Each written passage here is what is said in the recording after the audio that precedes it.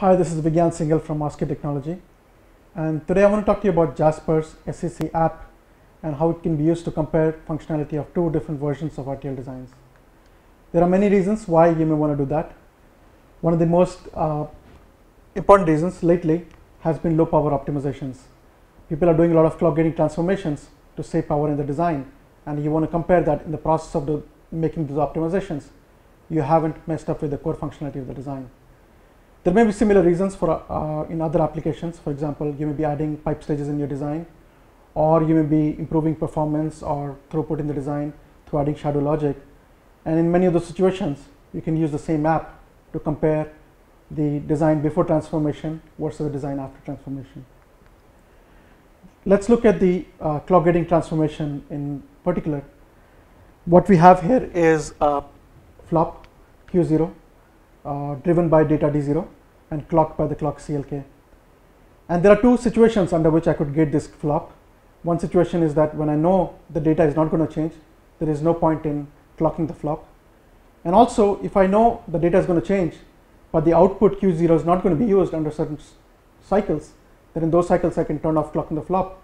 Q0 will have the wrong value, but since it's not going to be used, I'm fine. And in both those situations, I'm allowed to add an enable signal called EN0 here to gate the flop.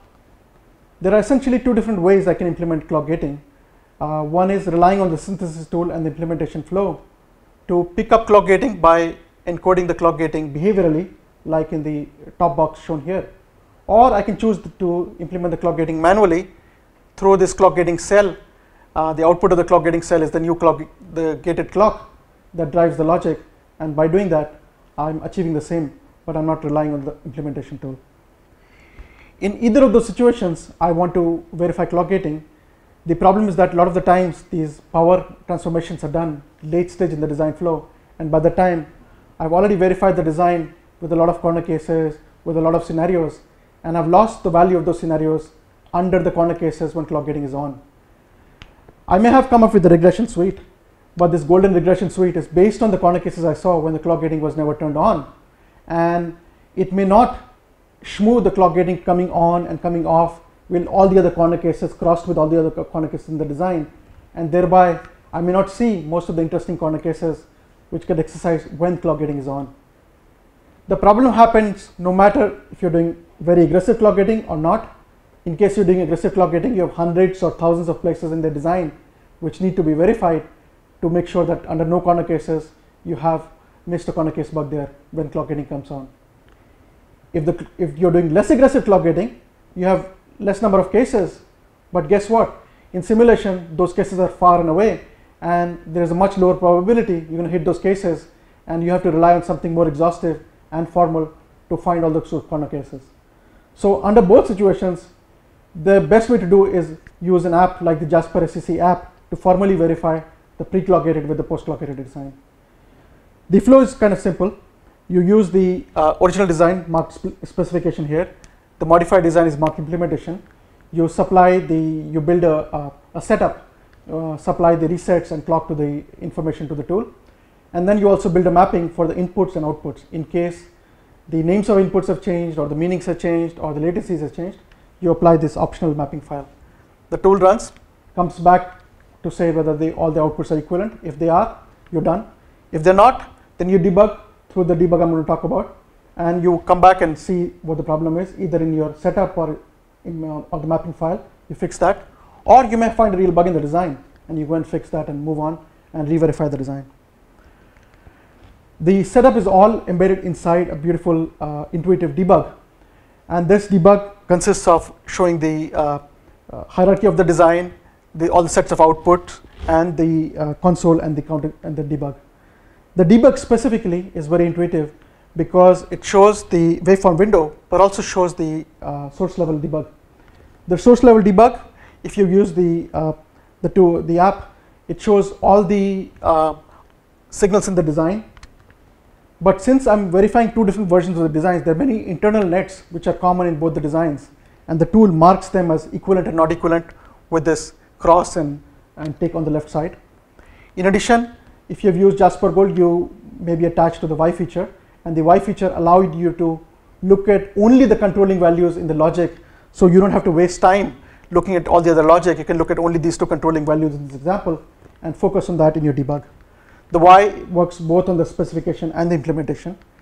The really cool thing is that with the tool, you can look at side by side, you can look at the source level for the specification and the implementation, exactly the same line of RTL code on both sides, and see the different values of signals on the implementation and the specification.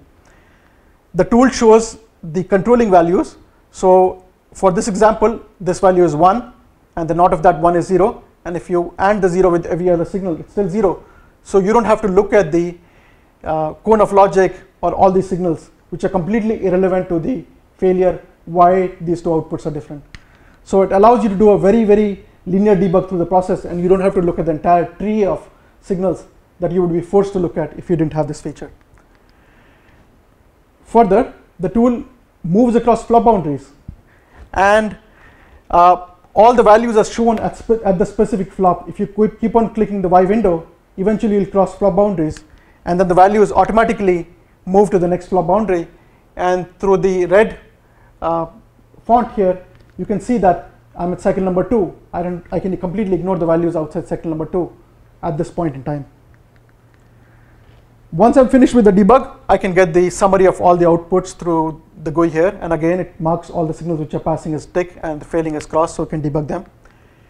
And you may have used the Proof Grid Manager. It allows me to watch the progress of different engines. The thing about SCC app is that I'm debugging and proving thousands or tens of thousands of outputs, and the Proof Grid Manager becomes even more powerful because I can track the progress across all of these outputs, and I can even map multiple engines on this. So here is a summary of results on a specific example. The point here is to show that on the same design, doing formal property verification manually can take a much longer time, but the SCC app is much more automatic, and for the same design, it runs orders of magnitude faster than doing formal property verification, which is very custom and very manual. So you can apply it on much larger designs than you can apply formal property verification.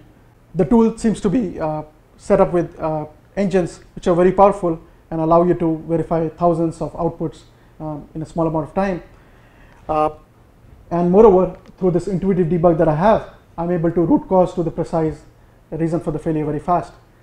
OSCE as a company uses this app, but we also do a lot of formal property verification where we build custom abstraction models, custom test benches, and to find more information on our company, visit our website, oscetechnology.com. Thank you.